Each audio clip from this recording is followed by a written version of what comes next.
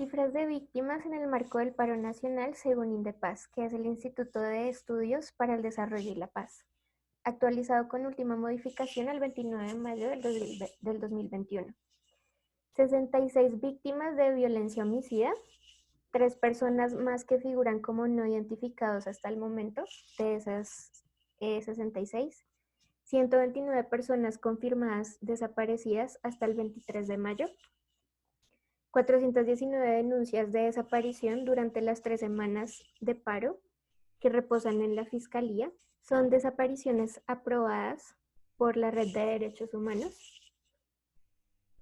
El día de ayer, conmemorando el mes de paro nacional en Cali, resultaron 13 víctimas confirmadas, 28 personas heridas por armas de fuego en su mayoría. Las voces de la protesta y autores principales en ella dicen lo siguiente en sus pancartas o vestimentas durante el marco de la protesta. Vivos se los llevaron, vivos los queremos. Con el ojo que aún vemos, vemos un mejor futuro para nuestro país. De camino a casa quiero ser libre, no valiente. Hartos de sobrevivir, queremos vivir. Colombia con P de paro. Tengo 1800 razones para parar. Quisiera salir a marchar sin preocupar a mamá. Y por último, a los hombres se les puede eliminar, pero a las ideas no.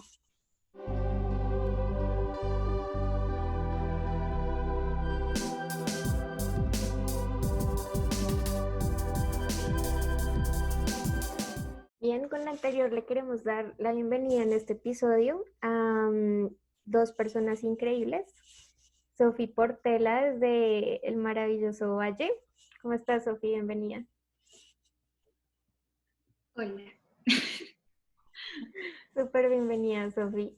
Y desde Boyacá, pero oriunda de Bogotá, Valentina Malagón. Bienvenida, Vale.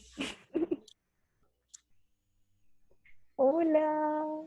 Hello, bienvenidas, chicas. Bien, en esta primera parte les vamos a hablar un poco acerca del contexto de este estallido social, como lo llamamos nosotras, porque ha pasado un mes de marchas que no han parado y donde la población se quiere hacer escuchar. También queremos resaltar en este episodio la represión policial. Ya hablamos de las víctimas un poco, pero también queremos contarles un poquito de una mirada histórica y esta primera parte en las que les voy a hablar van a ser de los hechos ocurridos durante este periodo de protestas. Uno de ellos que cabe la pena mencionar es la moción de censura al señor ministro de Defensa, que es el encargado responsable de dirigir y organizar a todas las Fuerzas Armadas de un país. Y como tal, sobre él consideramos que cae la responsabilidad de los hechos ocurridos en todo este marco de protesta nacional. La moción de censura que fue llevada a cabo el pasado 24 de mayo en el Congreso fue un debate al ministro de Defensa por los actos ocurridos que son alarmantes, no solo a nivel nacional, sino internacional. Quiero resaltar uno de las menciones y la oportunidad que se le dio a uno de los senadores, el senador Feliciano Valencia, que es el representante de la Minga en el Congreso, y él hacía a colisión o le recordaba al ministro de Defensa los hechos ocurridos en Cali, en Ciudad Jardín, donde fueron afectados 9 personas por arma de fuego. Entonces, el senador en su discurso le cuestionaba a Molano no solo su responsabilidad directa al respecto y el uso de la fuerza por parte de la policía, sino el hecho de que habían civiles armados, civiles identificados con cierta ropa y camisetas blancas en camionetas arremetiendo con armas de fuego hacia los manifestantes, en donde hay un uso de fuerza desproporcional. El senador le hacía mención a esto y le decía que habiendo pruebas qué ha pasado con las investigaciones de estas personas. Esto y pueden ser más ejemplos que han pasado durante esta marcha, en los que hay evidencia de la fuerza desproporcional de el SMAT, la policía, y que no ha pasado nada. Hay que mencionar que la moción de censura llevada a cabo en contra pues, del ministro de Defensa hace 2 días se echó abajo y consideraron que el ministro debía seguir en su cargo. Pero también vamos a hablar un poco del contexto de la protesta, es decir, sabemos que ha sido un estallido social en estos días, pero muchas personas lo ven presente hasta ahora. ¿Será que de ahí salen algunas preguntas como, ¿será que fue un descontento que salió del día, de la noche a la mañana? ¿O es algo que ha venido pasando, es un sentimiento de hace años? Eso es lo que vamos también a responder un poquito con Vale Malagón, la historia que tiene nuestro país y nosotros como continente latinoamericano. Tenemos problemas estructurales desde hace años, diría yo. No creo que esto sea por una reforma, la reforma tributaria que fue como la gota. Eh, el nivel de pobreza después de la pandemia del COVID-19 subió a 21 millones de personas en pobreza en Colombia. Esta es una cifra oficial, una de las últimas del DANE. Entonces, no es porque sí el descontento de la gente. Sabemos que el tema de la pandemia ha hecho que las cosas se pongan más difíciles en el país, pero también sabemos que hay otras cosas más de fondo. Conflicto armado, asesinatos sistemáticos de líderes sociales, y todo esto es lo que se ve reflejado en la protesta. Volviendo al tema de la pandemia, también no sé si les ha pasado, pero ha sido muy difícil llevar esta carga en no sé, en los diferentes tipos de gobiernos, y sabemos que ningún alcalde la ha tenido fácil con respecto a estructurar otra vez la economía de cada sector, con respecto a si esto es gratuito, si el descontento de la gente es nuevo. Nos va a hablar un poquito Vale Malagón. Bueno, listo. Entonces, para hablar de todo esto y poder relacionarlo con el, el contexto latinoamericano, pues siento importante remontarnos al siglo XX, que tras una crisis del capitalismo con el crack del 29 y el contexto de la Guerra Fría a nivel mundial, que obviamente tuvo una clara repercusión sobre la región latinoamericana, surgió esta nueva manera de discurso por parte de los Estados Unidos, de la doctrina de seguridad nacional, y que hace que este concepto de enemigo cambie y ya el enemigo principal y común convierte en el comunismo. Entonces, todo lo que suene a comunismo, lo que represente comunismo, será considerado como algo que atenta con la seguridad de las personas, de la ciudadanía. Surge esta visión de que los militares deben ser los nuevos representantes o, bueno, que deben surgir eh, para tomar el poder y, y se utiliza la defensa militar para garantizar la seguridad interna, para garantizar la seguridad interna que se estaba viendo como afectada por este enemigo que era el comunismo. Entonces, sí se da esta ideología anticomunista, que es muy propia del contexto que se está viviendo de la Guerra Fría. Esto se puede relacionar con la respuesta militar que se le está dando en estos momentos a la protesta social en Colombia. Tal vez no en el mismo grado, pero sí se le puede dar una relación. a las personas, se están asesinando y se están violando los derechos humanos.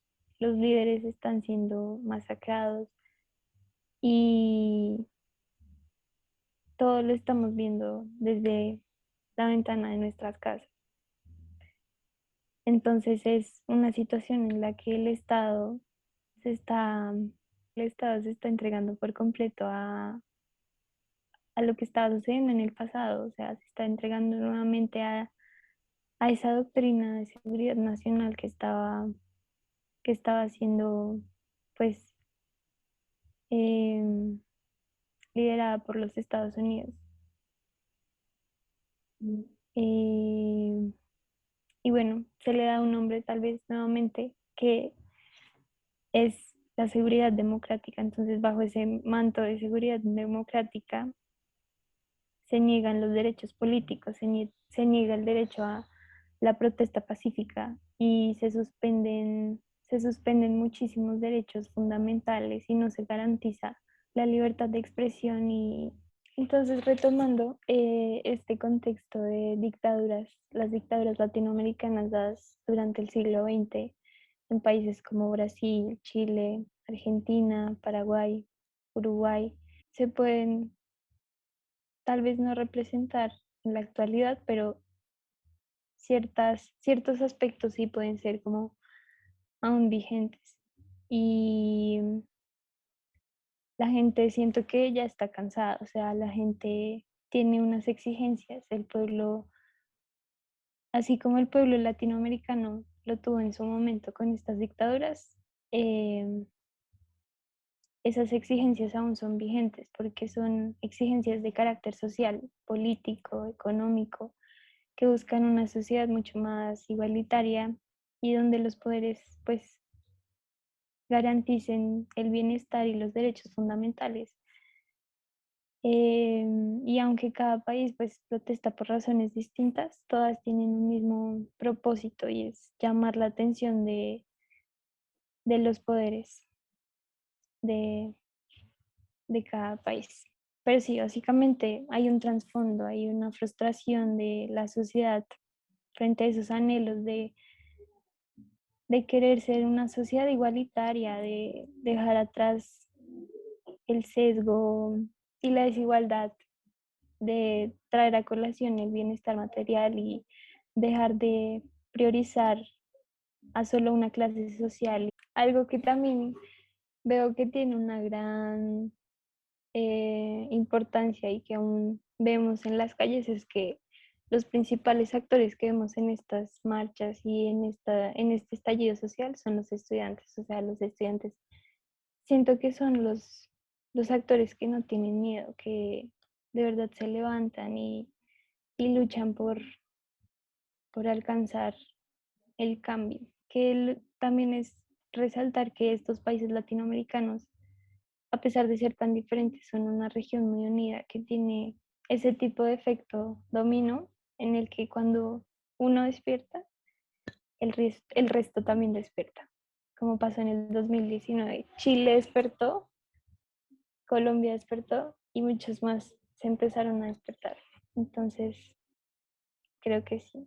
Y cuestionar finalmente o esos actos, pues, del poder, cómo ejercen el poder, ¿no? Como preguntarse cómo un presidente democráticamente electo puede sacar a los militares a la calle para que el pueblo se pelee contra el pueblo. Esas vulneraciones no son nuevas y ya se habían dado, como dije anteriormente, en el pasado.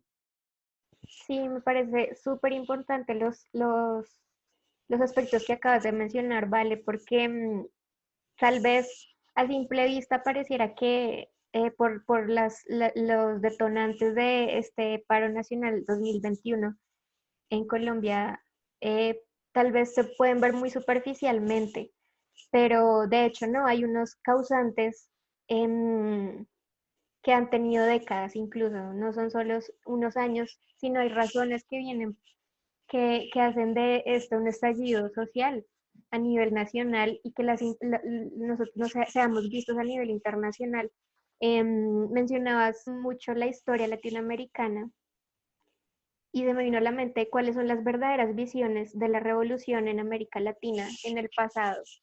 Es decir, las revoluciones, las diferentes maneras de pensar que contradicen lo que ya está establecido, siempre han sido estigmatizadas por personas, por la historia. Es decir, el tener ideas diferentes a las ya establecidas hacen de una lucha algo que está mal para ciertas personas por el simple hecho de ser diferentes. Pero creo que, como tú mencionaste, los tiempos están cambiando. Los jóvenes, lo hemos visto en la marcha de esta ocasión, los jóvenes ya no tienen miedo, no solo se ha visto en su discurso, sino el hecho de, lastimosamente, de que hayan víctimas mortales. Eso habla mucho, quiere decir que ya no hay miedo a pesar de la represión policial, que el miedo está siendo destruido a pesar del poder.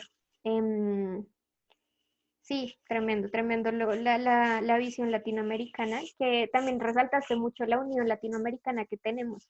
Y no solo a nivel geográfico y las diferentes culturas que tenemos que nos unen, no más el idioma, nuestra lengua nos une como Latinoamérica.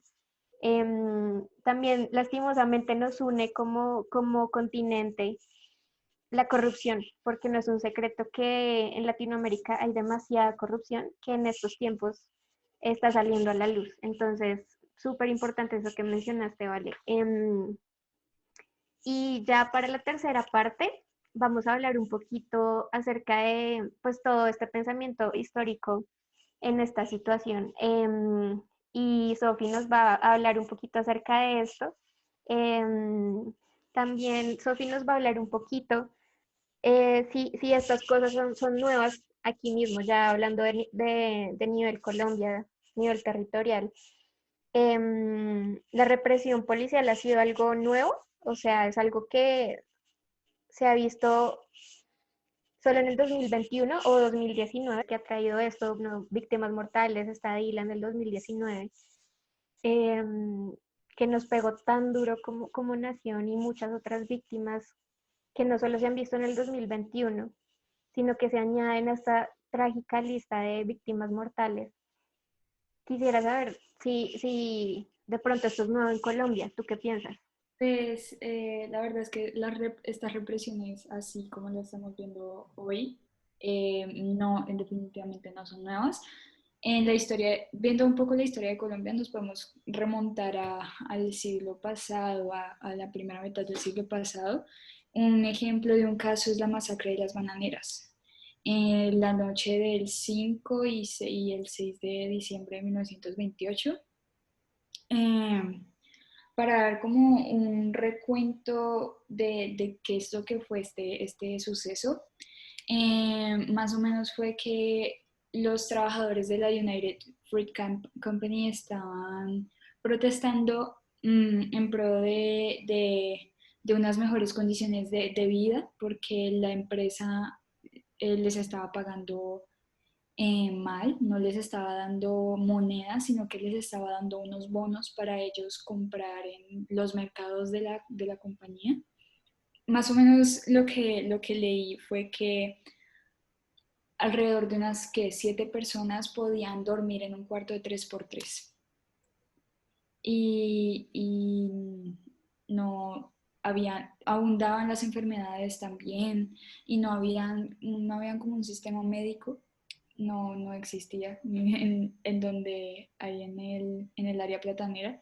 Entonces, ellos estaban protestando, era por eso, por unas mejores condiciones de vida y que de paso la empresa les brindara el reconocimiento que ellos necesitaban porque la empresa lo que hacía era contratar, o bueno, lo que hacía era llamar a contratistas para que esos contratistas subcontrataran a los trabajadores. Entonces los trabajadores así no se convertían directamente de la empresa, sino que eran de los contratistas. Y ya la empresa como que se libraba de estar a cargo de la seguridad social y la salud de los trabajadores. Entonces, la protesta era por eso.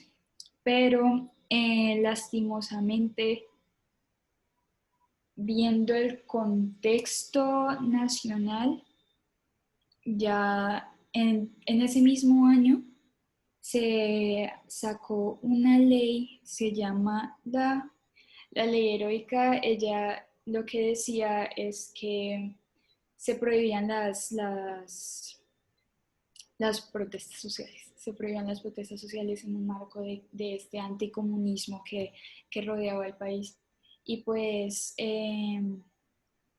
gracias a eso y al miedo del Partido Conservador que está en el mando en este momento, de, de que cada, cada protesta social, de cada estallido, de cada cosa, fuese un movimiento del comunismo.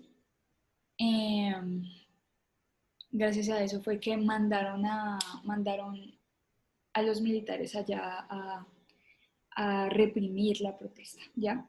Y la excusa era que en esos tiempos se pensaba que la violencia había que combatirla con violencia, ¿ya?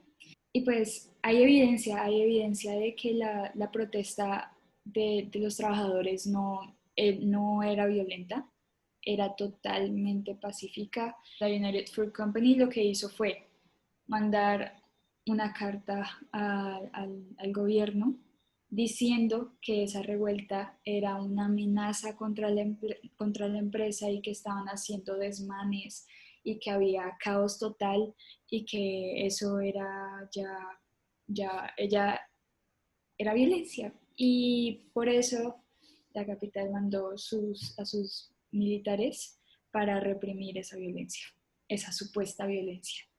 El general Cortés Vargas lo que tenía en su cabeza era que al ver que los trabajadores no se aplacaban con las amenazas de arrestarlos, de dejarlos por ahí tirados como hacían, eh, y de todo, al ver que los trabajadores no se aplacaban con eso, el coronel lo que hizo fue entrar en pánico prácticamente. Y ese fue el pretexto del general para mandar su carta al gobierno diciendo que ya estaba, la protesta era intervenida por el Partido Comunista y ya eso automáticamente lo volvía en una protesta ilegal. Nomás fue que le llegara la orden desde arriba y esa noche los trabajadores se estaban reuniendo para salir a protestar a Santa Marta, porque los diálogos se habían dado, pero la empresa no daba respuesta.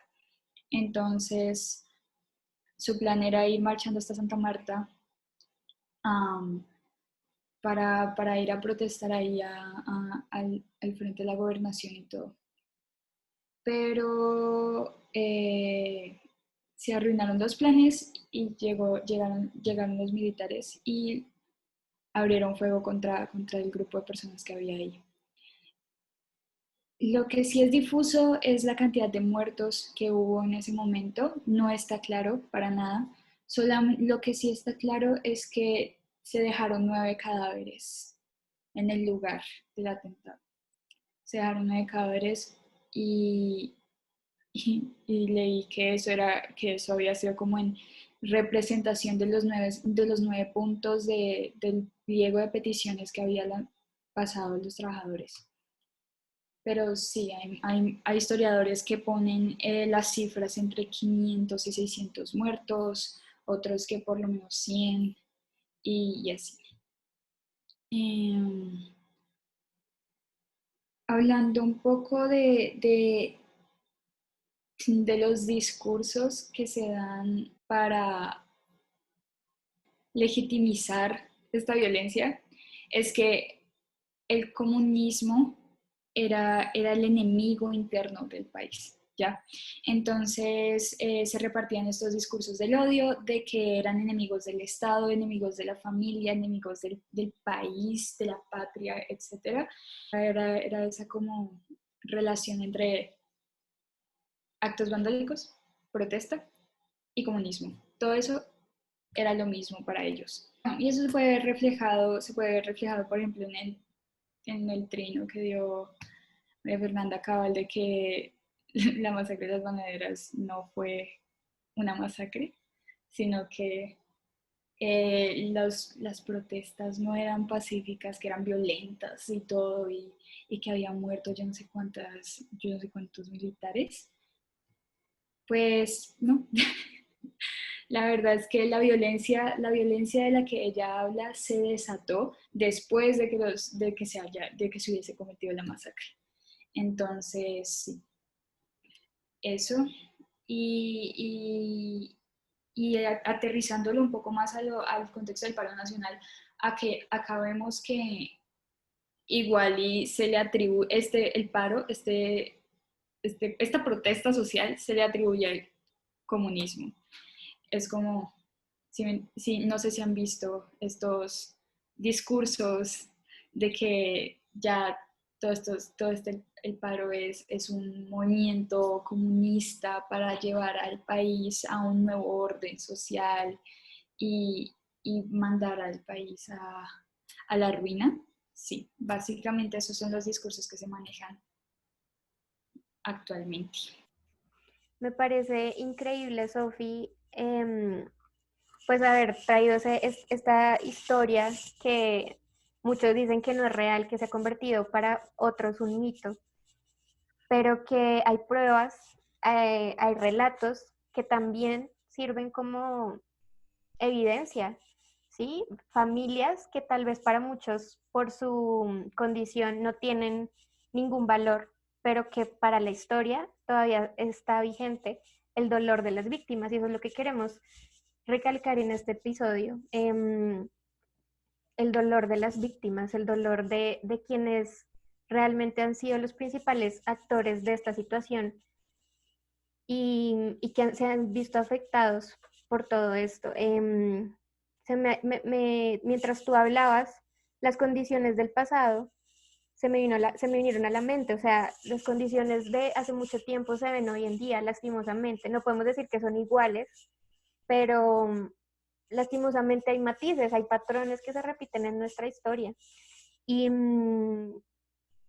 también mencionaste mucho, y Vale también en su discurso mencionó un poco este miedo que tienen las personas hacia el comunismo. Y hay que ver la historia para saber qué es lo que realmente, por qué realmente tenían la historia. O sea, en ese momento, en el masacre de las bananeras, 1928, si me corriges, se venía de una revolución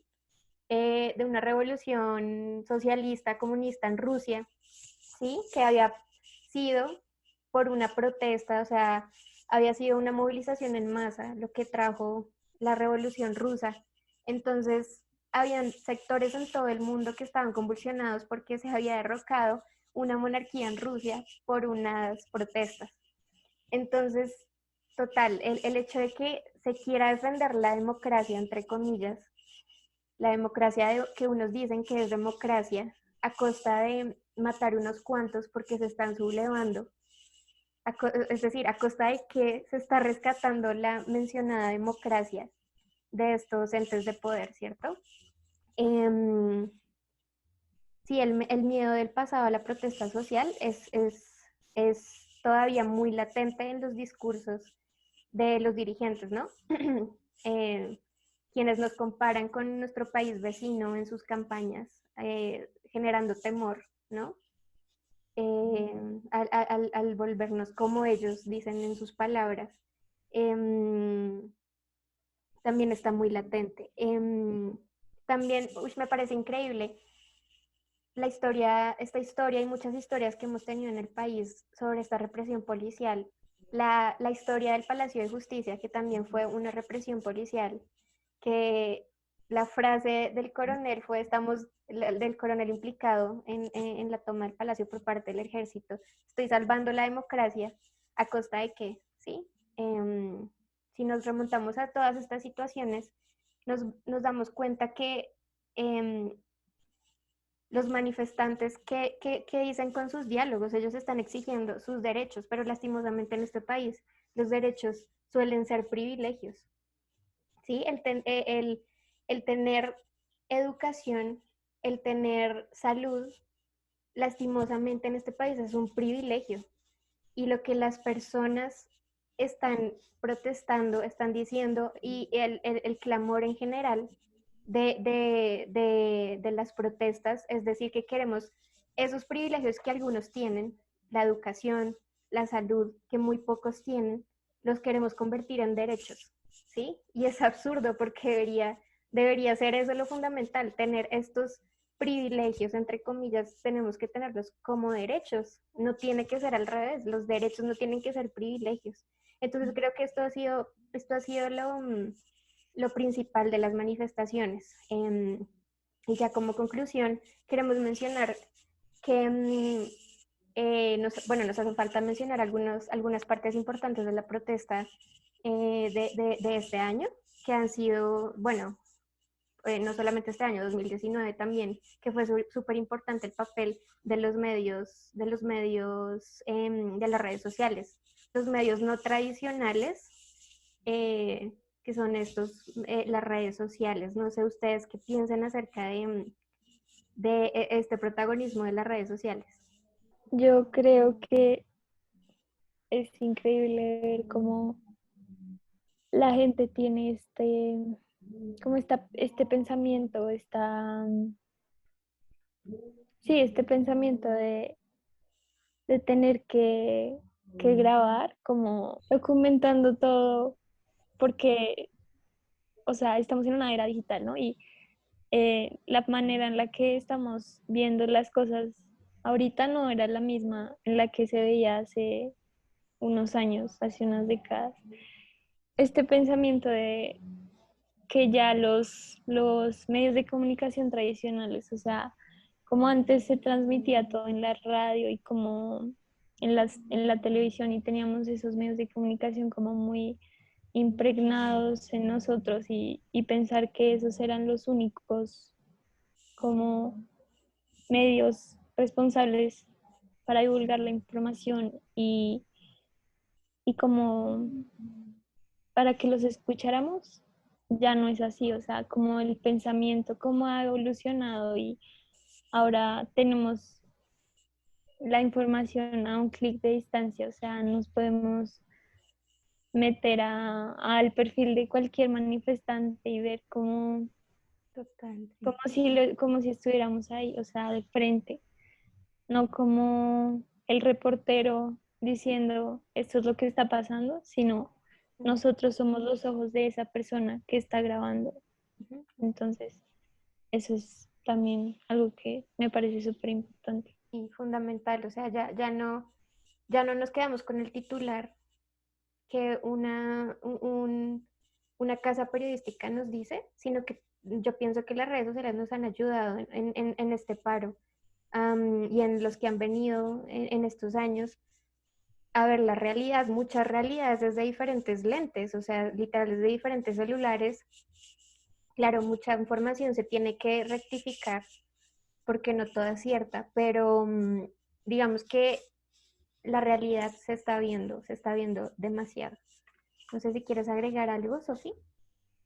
No, iba a decir precisamente que igual y muchas veces se presta esta fácil difusión de la información aquí en redes sociales, fácilmente se puede prestar para que otras personas tergiversen las cosas, ¿no? Y no dejen ver lo que realmente está como ocurriendo, sino que precisamente lo tergiversan para un fin específico. Sí, y finalizar con cuál es esta posición del gobierno, ¿no? Creo que ha sido muy diciente el hecho de que en cada punto crítico de este estallido social, como lo es Cali, en Bogotá hace unos días, en Popayán, todas estas ciudades que han sido realmente afectadas, pues la respuesta del gobierno ha sido la militarización de las ciudades, el despliegue de la fuerza militar en estos lugares pues es bastante cuestionable, ¿no? El hecho de no querer un verdadero diálogo, digo yo, de como un espacio de escucha entre pues estos reclamos justos de las personas y responder con más fuerza, responder con más ataques, pues dice mucho y creo que las cifras lo dicen, ¿no? Pueden ser bastantes cifras, pero para nosotros no son cifras. Dale, vale. Quiero decir algo, y es que siento que no hay un estado perfecto y el pueblo nunca va a estar contento, o sea, siempre va a existir un descontento, valga la redundancia, pero sí, entonces siento que la protesta y bueno, todo lo que estamos viendo ahora es completamente inherente a un país y más como el nuestro. Entonces, sí, quería decir eso. Claro, ¿no? Súper importante, sí. Y la historia, No, y la historia también, la historia lo ha demostrado. sí, por supuesto que sí.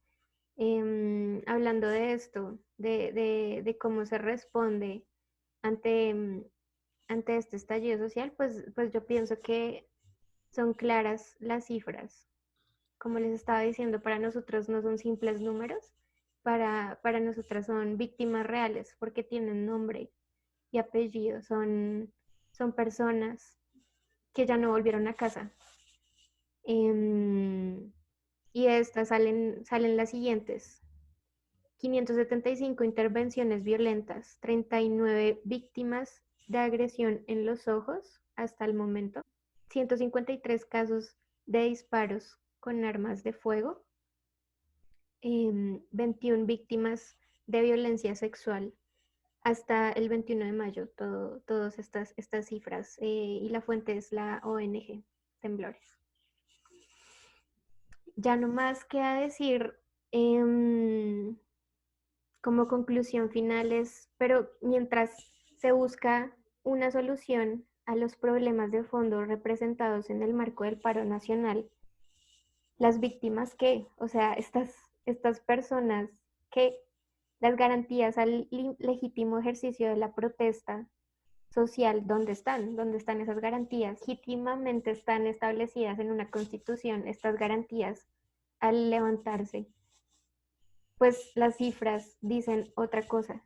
¿A costa de cuántos desaparecidos, víctimas de la agresión policial y lastimosamente víctimas mortales tenemos que llegar para que el gobierno cese y nos escuche? Eso es con lo que queremos terminar aquí. Agradeciéndoles el escucharnos y no darles muchas gracias a nuestras invitadas, a Vale, a Sofi, y que aquí estarán bienvenidas para otro episodio. No, gracias. Sí, gracias.